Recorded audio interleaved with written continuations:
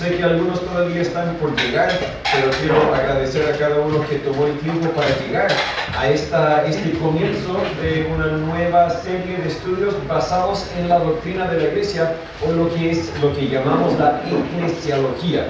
Hoy vamos a partir, y quizás la semana que viene no creo que vamos a ver hoy todo lo que queremos ver, la definición precisa de una iglesia. ¿Qué es una iglesia? A medida que vamos avanzando, espero poder contestar estas preguntas grandes, preguntas importantes, como ¿qué es una iglesia?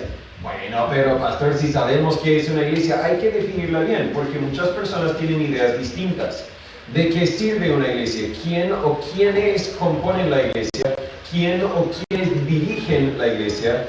¿De dónde toma órdenes la iglesia? Todo esto son temas que espero poder explorar a medida que vamos avanzando. Como ustedes ya me conocen, cualquier duda, cualquier consulta, siempre puede levantar la mano, puede interrumpirme. Me gusta poder fomentar esa conversación.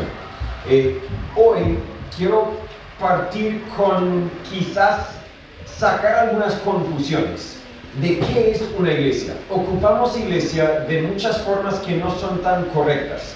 Por ejemplo, juntémonos en la iglesia. Voy a ir a la iglesia. En ese caso, ¿a qué nos referimos? Nos referimos al edificio, nos referimos al muro, al techo. Gente me ha dicho, es que he visto que edificaron una iglesia muy bonita. Pues estoy de acuerdo, pero estamos hablando de dos cosas distintas. Lo más correcto en la primera, voy a la iglesia, es hablar del templo, que es el lugar donde se reúne la iglesia. Pero el edificio no es la iglesia. En el segundo, algunos dicen pertenezco a la iglesia bautista, o algunos dicen no, yo soy de la iglesia pentecostal, yo de la iglesia católica, yo de la iglesia, etcétera, etcétera. Tampoco es el uso más correcto de la palabra iglesia, ya que ahí lo que quieren decir es denominación. Yo pertenezco o me identifico con tal denominación. Y la tercera, que es una que también sigue dando mucha vuelta, es que todos los salvos somos la iglesia. Y ahí se refieren a una idea que vamos a llegar quizás la semana que viene de una iglesia universal, invisible. Y en ese caso, creo que la palabra más precisa es, todos los salvos somos la familia de Dios, todos los salvos somos hijos de Dios. Pero para ver todo esto, vamos a tomar el tiempo para definir qué es una iglesia. Déjame encontrarme en mis notas porque se me olvidó imprimirlas. Creo que muchos aquí quizás salió chica la letra. ¿Se ve bien? ¿No se ve más o menos? Para la próxima lo aumento un poco. Usé un formato distinto con colores más fáciles, pero la letra no salió tan bien. En fin, entendemos que la palabra iglesia que encontramos en nuestra Biblia, en el Nuevo Testamento, viene del griego o es la palabra eclesia. Entonces, para explorar esta palabra, podemos explorarla de formas distintas. Primeramente, podemos ver la definición etimológica. Con esto queremos tomar las partes de la palabra y ver qué significa la palabra en conjunto. Bueno, la palabra eclesia, en su etimología, viene más bien de dos palabras griegas, la combinación de dos palabras. Primero, que significa fuera de, y luego la palabra lesia, que significa yo llamo. Por ende, podemos llegar a la conclusión de que etimológicamente esta palabra eclesia, que es traducida iglesia, es llamado fuera de o llamados afuera. Aquellos que apoyan la teoría de una iglesia universal, invisible, prefieren ocupar esta definición, ya que la Biblia está llena de referencias de que somos llamados fuera del mundo, fuera de la sociedad, fuera, y formamos un grupo, una identidad nueva en Cristo. Jesús dice, mis ovejas oyen mi voz y me siguen, etc. Nos da la idea de que somos llamados fuera para servir a Cristo. Esto es en realidad una bendita verdad, es una gran verdad. Claro, Dios nos llama afuera del mundo, nos llama a ser santos, nos llama a ser seguidores de Él. Pero esto tiene que ver con nuestra salvación, con nuestra santidad, y no tiene tanto necesariamente que ver con la iglesia. Ahora recién recuerdo que ni partí con oración, así que vamos a interrumpir y vamos a orar antes de seguir. Señor y Padre, le agradecemos por su palabra. Gracias por el tiempo que tuvimos esta mañana, por la hora que podemos compartir ahora y por el culto que viene después. Gracias por cada uno que ha llegado, por los que están en camino. Señor, tráigalos con bien y más que nada, enséñanos de tu ser, enséñanos de quién eres y de tu voluntad para con nosotros. Sigue protegiéndonos y dirigiendo nuestros pasos. En el nombre de Jesús pedimos esto. Amén. Volviendo a la idea, su definición etimológica de iglesia, llamados afuera. Está bien entender que somos llamados afuera, pero no está bien decir que esa es la definición misma de una iglesia. Pasando a la letra B, vamos a ver la definición filológica. ¿Qué significa la definición filológica? Esto es su definición en el uso común del lenguaje. Es decir, para entender el significado de una palabra deberíamos ver cómo es que esa palabra es usada, tanto en el contexto bíblico como podríamos decir en el contexto cultural de ese día. La forma en que las personas utilizan una palabra en forma diaria realmente le da su definición. Por ejemplo, y vamos a ver como 3 ejemplos de cómo es que la definición etimológica no es la correcta, porque en su uso actual la palabra tiene un significado totalmente distinto. La palabra escuela, lo entendemos bien, nadie tiene duda de qué significa escuela, pero viene del griego schole, algo parecido a escuela, la cual conlleva la idea de holgazanear, como en el caso de no ir a trabajar o descansar. Es decir, por implicación, una escuela. Y en antigüedad, incluso los más jóvenes trabajaban en el campo, sembrando y cosechando. Y las épocas que no estaban trabajando y cosechando, ¿qué hacían? Iban a la escuela. En su definición etimológica, escuela significa descanso. Pero los que van a la escuela hoy saben que no es para nada descanso. Su definición etimológica no sirve. Su definición filológica, su uso diario es lo que realmente le da su sentido. Otro ejemplo, gimnasta. Esta palabra, la cual hace referencia a alguien que está participando en ejercicios competitivos bajo techo, proviene de otra palabra griega que sería el gimnos, que literalmente significa, no me maten, significa desnudo. ¿Por qué? Porque en la antigüedad los gimnastas se hacía desnudo. No era para nada la voluntad de Dios, así era. Entonces hoy, cuando decimos yo soy un gimnasta, no lo soy, ni lo podría ser, literalmente si solo tomamos la definición etimológica, yo estoy diciendo pues a mí me gusta competir desnudo. No, claramente la definición etimológica nos sirve, aceptamos más bien la definición filológica. Y por último el ejemplo del melodrama, que es la combinación de las palabras griegas que son melos, cantos, y drama, acción, dan la etimología de la palabra, canto y acción. Originalmente significaba una drama con música, porque a los principios del siglo XIX, algunos dramas con acompañamiento musical se daban para esquivar las restricciones de dramas legítimos que tenían en ciertos países. Prohibían dramas, así que no, esto no es drama, es música, y por ende ahí salió melodrama. Hoy sabemos que melodrama realmente no es una drama con música, por ende la definición filológica nos dice que realmente no debemos poner mucha atención a la definición etimológica. Doy estos ejemplos porque creo que cuando llegamos a la definición de iglesia, nos conviene más enfocarnos en su uso diario, en su uso común, tanto en la Biblia, bueno, especialmente en la Biblia, cuando Jesús usó esta palabra eclesia, y no tanto enfocarnos en la combinación de dos palabras griegas que significa llamados afuera. No estoy descartando que también somos llamados afuera, sino quiero decir que la definición de eclesia, la definición de iglesia, va más allá que meramente llamados afuera. ¿Vamos bien? ¿Alguna pregunta? Sí, hermano. Por ejemplo, esa definición etimológica, usted mencionó que hubo un tiempo que tenía cierta definición etimológica y ahora como usted dice que ahora hay una nueva, agregaron otras cosas más a esa misma definición etimológica. En los 3 ejemplos, claro, podríamos decir que hoy ya no significa lo que antes significaba. En el caso de Jesús, cuando él ocupó la palabra eclesia, seguramente no fue la primera vez que se ocupaba la palabra eclesia. Puede que ya había cambiado su significado original y por ende vamos a estudiar su significado en el uso diario e incluso lo que vamos a ver dentro de la Biblia. Gracias por aclarar. Primeramente, a ver, déjame ver lo que viene para saber lo que viene.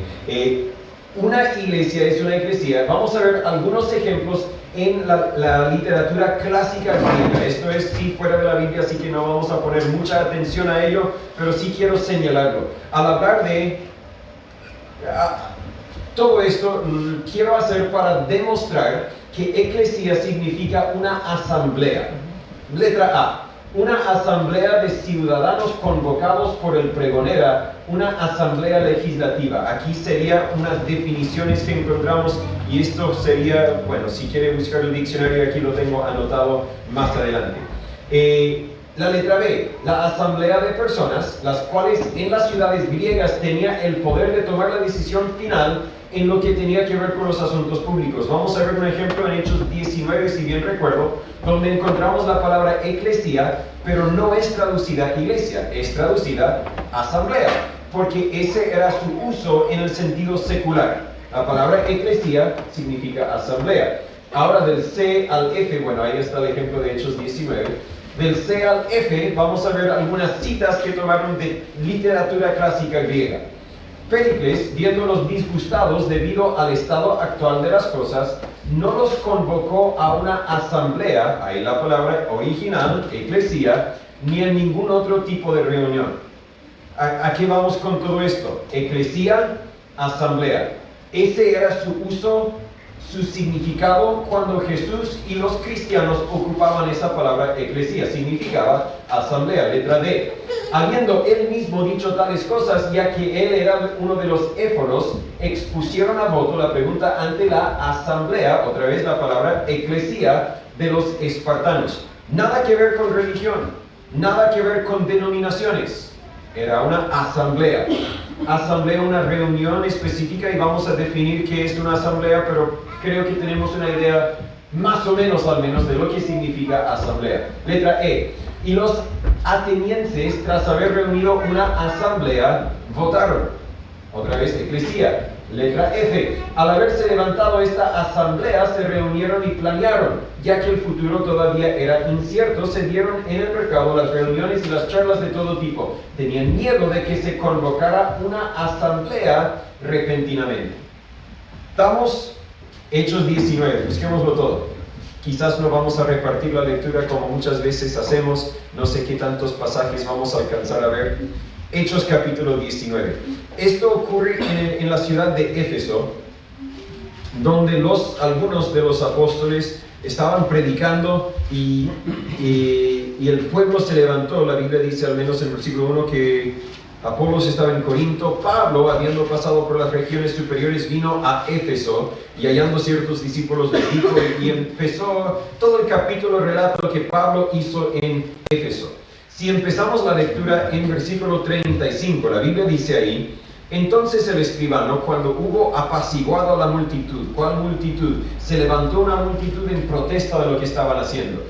Básicamente quería echar fuera a Pablo, o quizás peor que eso, porque lo que Pablo estaba predicando iba en contra de la religión popular de esa ciudad, la gran diosa Diana, dice en versículo 27. Versículo 35. El escribano, cuando hubo apaciguado la multitud, dijo, varones Éfesos, ¿qué hombre hay que no sepa que la ciudad de los Efesios es adoradora de la gran diosa Diana y de la imagen caída de Júpiter? Y ya que esto no puede ser contradicho, conviene que os apaciguéis y que nada hagáis precipitadamente. Pues habéis traído a estos hombres sin ser sacrílegos ni blasfemadores de vuestra diosa. Que si Demetrio y los artífices que están con él tienen pleito contra alguno, audiencias se hacen y procónsules hay, acúsense unos a otros. Y si demandáis alguna otra cosa en legítima asamblea, se puede decidir. La palabra griega ahí, la misma palabra eclesía. Versículo 40. Porque estamos en peligro de ser acusados de sedición por esto de hoy, no habiendo ninguna causa por la cual podamos dar razón de este concurso. Y habiendo dicho esto, despidió la asamblea, la eclesía. Estamos en su uso diario. La palabra eclesía significaba asamblea. Pregunta, vamos. Y si hay preguntas, quizás todo esto se va a amarrar después y ahí van a haber preguntas, no hay problema. Para definir una asamblea, ¿cómo definimos a una asamblea? Primeramente, salté un poco. Creo que estamos bien. Vamos a seguir. Si salté algo, lo comento la semana que viene. Primeramente, una asamblea debe ser local. Tiene que tener un lugar, quizás no un lugar fijo, pero tiene que tener un lugar donde se reúne. No se puede reunir en todo el mundo a la vez. Podemos tomar algunos ejemplos. Un vehículo motorizado, un auto, es una conglomeración de varios componentes. Pero qué ridículo sería hablar de un automóvil universal. No, ese automóvil quizás nació con distintas partes del mundo, quizás fabricaron el motor en Japón y no sé, esta parte en otro país y luego asamblaron todo en un mismo lugar. Nadie compra un auto universal. Mi auto tiene un lugar fijo, mi auto mueve, pero tiene su lugar. Un grupo de fanáticos de fútbol. Bueno, hay fanáticos del Colo-Colo y la U de Conce, hay en todas partes, de Chile al menos. Pero si se reúnen, se entiende que tienen que estar en un mismo lugar. Si se ensamblaron, tienen que estar en un mismo lugar. Y este hecho tiene que ver con la Asamblea Mundial, este hecho que tiene que ver con la Asamblea Mundial da pie a la mentira y la teoría de una iglesia universal. Primeramente, el uso bíblico de iglesia apoya esta afirmación de que una asamblea debe ser local. Iglesia, la palabra iglesia se encuentra unos 113 veces en nuestra Biblia, con excepción de unos 15 casos, y vamos a hablar de los 15 en unos minutos, con excepción de unos 15 casos, cada uso es en relación con una congregación dentro de una ubicación geográfica. La iglesia en, o las iglesias en, o quizás ni menciona la geografía, pero es parte de la carta que fue escrita a la iglesia en Corinto o Éfeso y la lista sigue. Hay 20 referencias con iglesias en ciudades o pueblos distintos, por ejemplo, Hechos 1.8, la iglesia en Jerusalén, Hechos 13.1, la iglesia en Antioquía, 1 Corintios 1.2, la iglesia en Corinto, la lista sigue. Hay 12 referencias a iglesias en plural. Ahora, si hay una iglesia universal, no hay unas iglesias universales. No, el hecho de que es en plural indica que estamos hablando de múltiples iglesias porque están en regiones específicas. La región de Judea, la región de Galilea, la región de Samaria. Sería incorrecto decir la iglesia bautista en Biobío. Incorrecto decirlo. Está bien decir las iglesias bautistas en el Biobío. ¿Por qué? Porque cada iglesia es distinta dependiendo su local. Ahora, no vas a encontrar en la Biblia la primera iglesia bíblica bautista de Jerusalén, la segunda iglesia bíblica bautista de Jerusalén, porque al parecer en Jerusalén no existían tantas divisiones entre las distintas iglesias y a mi parecer había quizás solamente una iglesia en Jerusalén. Hoy día creamos divisiones por cosas de tan poca importancia que tenemos muchas iglesias que realmente no se difieren en mucho y quizás no se ve tanto en Chile porque no hay tantas iglesias de buena sana doctrina, pero lo vemos mucho en los Estados Unidos. Me han comentado que iglesias pentecostales muchas veces se dividen por cualquier tema pequeño, de que, bueno, es que no me gustó el color de la pintura, así que voy a empezar mi propia iglesia. Y uno dice, qué tontera. Ocurre en los Estados Unidos, a mi parecer, con mayor frecuencia, incluso dentro de círculos bautistas. Pero hay 4, para seguir a las notas, hay 4 referencias a iglesias que se reunían en casas. No se refieren a la iglesia en tal ciudad, sino a la iglesia que se reúne en tu casa. Está bien, es legítimo tener una iglesia que se reúne en una casa. Pero en todos estos casos, que sin duda no son los 98 que quiero señalar, pero en todos estos casos, se señala que hay un lugar donde se reúne. El contexto, por ende, número 2, el contexto del uso de la palabra iglesia demanda que sea local, demanda que tenga un lugar donde pueda reunirse. Siguiendo esa misma idea, el contexto demanda que sea local. ¿Por qué? Porque ¿cómo se le puede llamar? Perdón, no lo puedo leer tan bien en mi pantalla, así que lo voy a tener que leer ahí. ¿Cómo se le puede decir decir a algo que no existe. Mateo 18, 17, Jesús dice, si no oyere a ellos, dilo a la iglesia.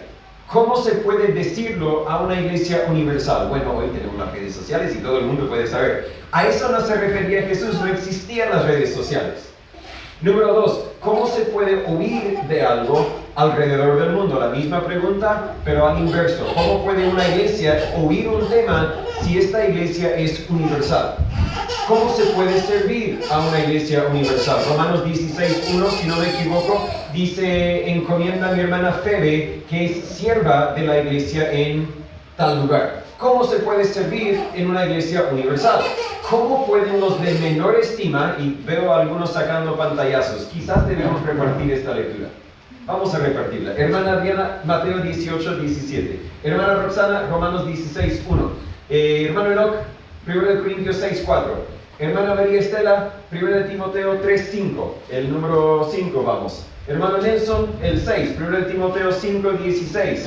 ¿Quieres ayudarnos? Antonia no quiere, Carolina sí. Hermana Carolina, Santiago 5, 14, por favor. Hermano Álvaro, si puede, 3 de Juan 1, 10. Hermana Alejandra, Apocalipsis 1, 11. Y de ahí vamos a ver si hay lectura para los demás. Hermana Adriana, cuando lo tiene, Mateo 18, 17. Y si no los escucha a ellos, dilo a la iglesia. Y si no escucha a la iglesia, denle por gentil y publicano. Gracias. Vamos a regresar a este texto, lo mencioné hace algunas semanas cuando hablamos del comienzo de la iglesia. Cuando Jesús habló esto a sus discípulos, era antes de ir a la cruz, era antes de Hechos capítulo 2. Por ende, si no existía una iglesia, los discípulos hubieran dicho, ¿pero cuál iglesia? Ok, quizás ni escucharon iglesia, quizás escucharon asamblea. Ellos habrían dicho, ¿a cuál asamblea?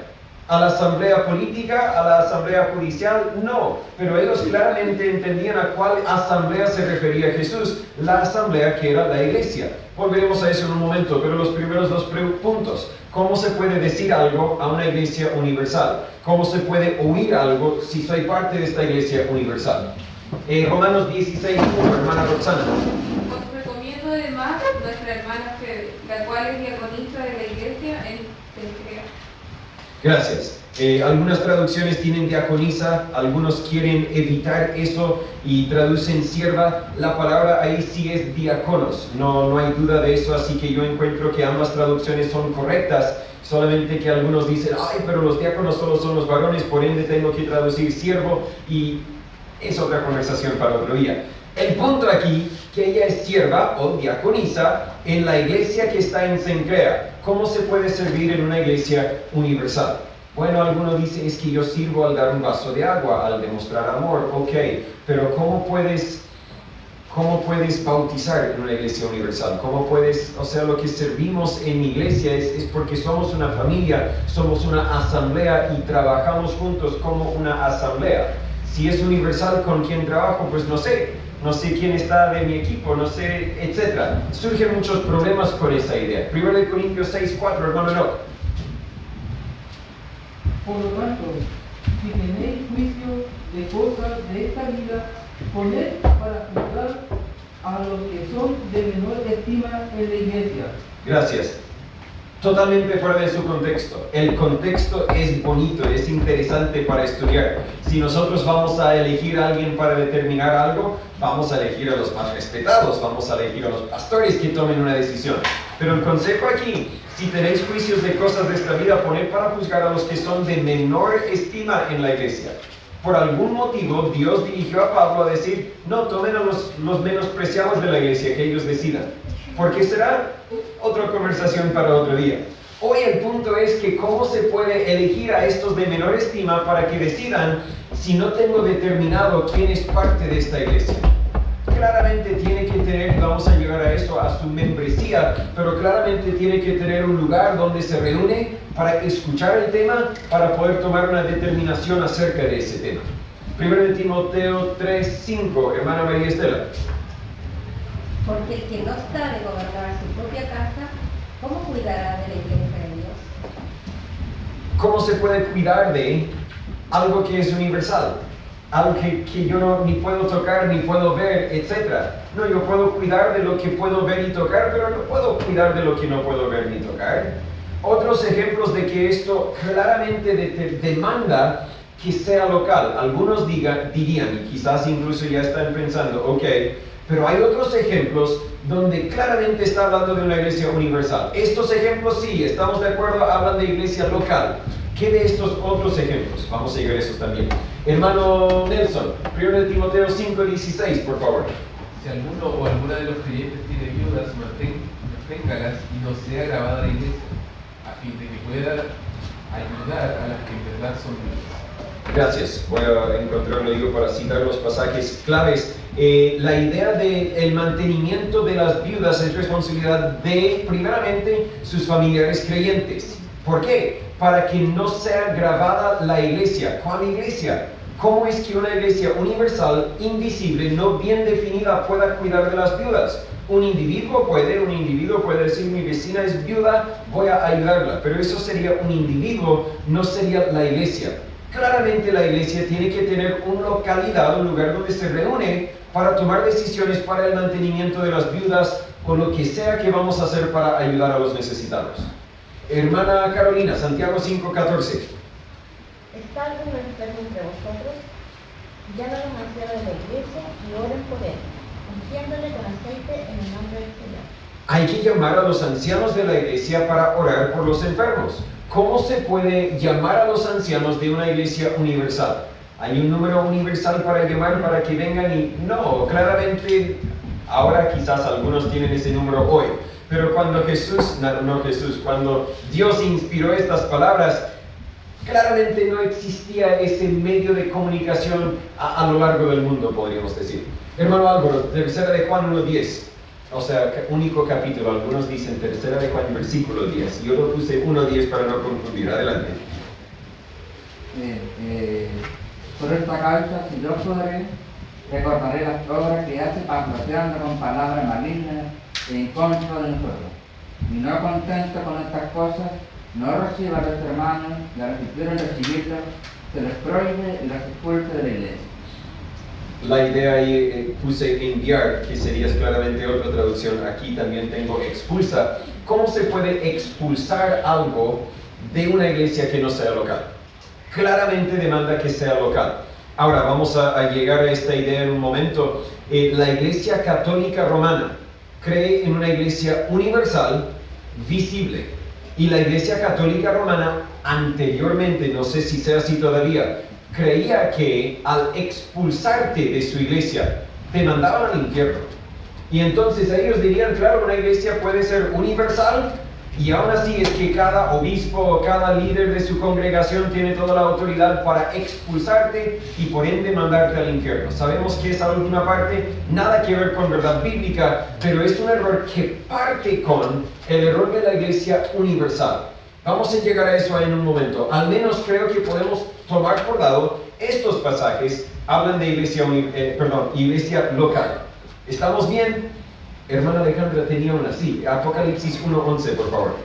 Que decía, yo soy el alfa y el omega, el principio y el último, escribe en un libro lo que ves, y envíalo a las 7 iglesias que están en Asia, a Éfeso, Esmirna, Pérgamo, Tiatira, Sardis, Filadelfia y Laodicea.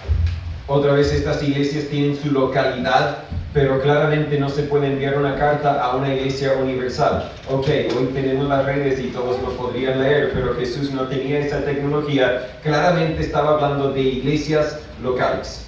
Le propongo que de los 113 veces que encontramos la palabra iglesia, vas a encontrar que un 98, quizás no llegas a 98, quizás llegas a 90. Si te queda la duda, haz la tarea. Anota cada versículo que tiene iglesia y avísame si claramente es local, si podría ser local, o si tú dices, esta referencia no puede ser una iglesia local.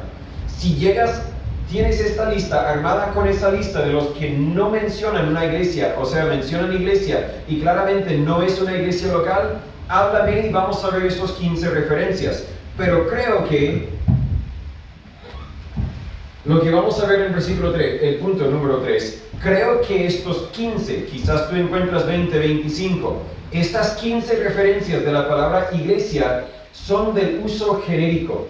Vamos todos a Efesios 5:23, pero quizás la hermana Catalina nos puede ayudar a leerla. Efesios 5:23 es uno de los 15 versículos que usan la palabra iglesia en su sentido genérico, y algunos quieren señalarlo para decir, ve, estamos hablando de una iglesia universal. Efesios 5:25.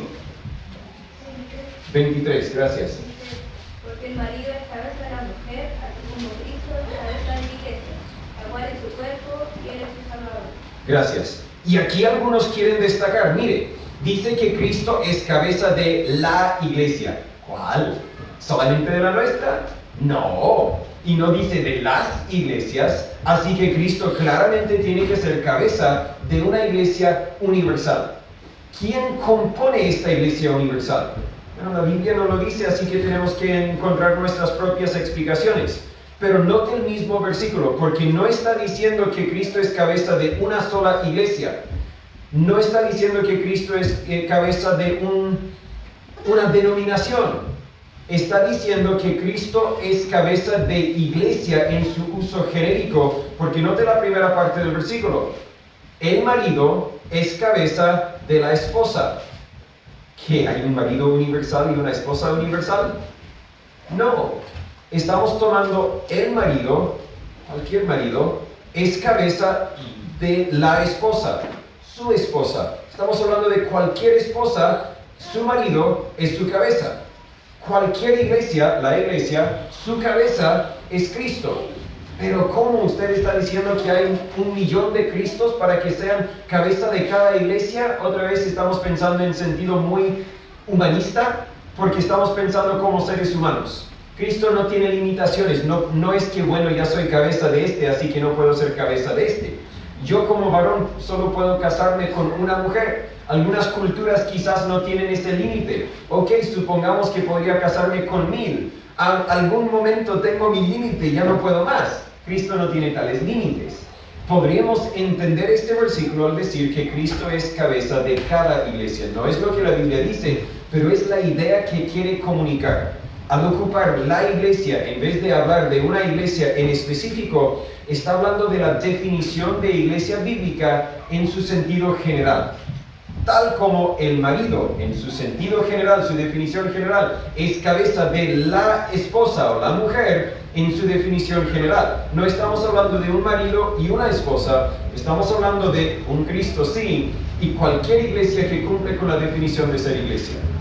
Quizás no todos van a compartir esto que quiero decir, pero lo que expliqué en la pequeña introducción, los que quieren hablar de una iglesia universal, volveremos a esta idea quizás la semana que viene, están hablando de lo que yo llamo la familia de Dios. Todos los salvos pertenecemos a la familia de Dios. Esto todos lo tenemos claro. Yo puedo ir a Argentina, encontrarme con un cristiano que no he visto antes y puedo decir, hola hermano, ¿cómo estás? Porque es hijo de Dios y yo soy hijo de Dios y dos hijos del mismo Padre que son hermanos. De hecho es una palabra bíblica que saludamos a los hermanos que están en tal lugar. A veces los llaman santos, etc.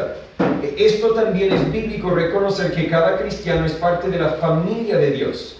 Pero si ya tenemos una frase para describir el grupo que compone todos los cristianos a lo largo del mundo, familia de Dios, ¿para qué inventar otra palabra, otro término para describir al mismo grupo? Y ahí es donde se inventa la idea de iglesia universal. Algunos ya me están mirando y pensando, ¿cómo que no es bíblico? Si es lo que siempre he creído, es lo que siempre me enseñaron. También a mí me lo enseñaron. Pero cuando llegamos al uso general de la palabra eclesia, siempre significaba asamblea. Y es imposible tener una asamblea universal. Vamos a volver a ver este tema y no va a ser lo único que vemos en eclesiología. Estamos poniendo el fundamento y el fundamento parte con la definición. Hermano Félix. Sí, o sea, más que nada, mencionar que los padres de la iglesia, Ignacio de Antioquía en este caso, usaba el término universal, pero ahí era bien utilizada porque en ese sentido decían los hermanos de otros países. En cambio ahora nosotros podemos ver que hay algunos, si cualquiera somos de la iglesia universal, somos hermanos con todos. Pero por eso tenemos que definir bien con la Biblia cuando somos cristianos, cuando recibimos a Jesucristo. Por eso es importante que entendamos el concepto de iglesia porque así no estamos en discordia en ciertas cosas que enseña la Biblia. Así que por eso hay que comprender el concepto bíblico de iglesia y no el concepto social, más que nada. Entiendo, sí. Y justo lo que dijiste, algunos de los padres de la iglesia. ¿Cuál iglesia? Uno de los padres del cristianismo, podríamos decir, o uno de los primeros líderes de iglesias cristianas, etc. Pero al decir la iglesia, ya estamos hablando o dando por entender una iglesia universal, porque ha permeado tanto nuestra cultura. Vamos a ver por qué a medida que vamos avanzando. Hoy va a ser muy corto para esta lección, seguramente se requieren 3 semanas. Hermano Álvaro. Que yo quería comentar otra cosa que también se provoca mucha confusión cuando hablamos acerca de esas definiciones etimológicas de eclesía. Por ejemplo, aquí también antes estaba mencionando los padres de la iglesia, pero también cuando se cortan, entonces tiene más sentido cuando dicen los padres de la iglesia del primer siglo, cuando se entiende que yo igual diría las iglesias del primer siglo, porque al decir la iglesia estamos hablando de una universal. Claro, pero se refiere a los primeros que estaban en el primer siglo. Ahora, otra cosa, y yo concuerdo también con ustedes lo que están enseñando, pero también hay algo que a mí me ha pasado también, en donde hay que entender que hay dos doctrinas que están subordinadas. ¿Qué quiere decir con eso?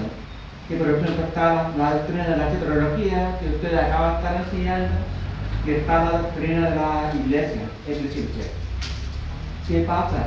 Que cuando estamos hablando de la doctrina de la iglesia, ahí hay que tener definido que es una iglesia local, sí o sí. En cuanto a la definición que usted está dando, llamados hacia afuera, estamos apartados para conformar una iglesia propia, autónoma, aquí. En la otra parte de la doctrina de la teología, ahí se podrá entender mejor cuando se menciona iglesia universal, como la esposa del Cordero. Por ejemplo, cuando digamos, ¿a quién van a relatar cuando el Señor venga? ¿A quién va a relatar? Ellos simplemente como una palabra precisa dicen a la iglesia universal, en donde todos sabemos, pero entendiendo la doctrina de la eclesiología, sabemos que son iglesias locales, en donde todas las iglesias locales componen una iglesia única. Bueno, estamos es difícil de cómo explicarlo y definirlo así, pero hay que separarlo. No podemos hablar de iglesia universal en la doctrina de la eclesiología. Ahí es donde se provoca mucha confusión.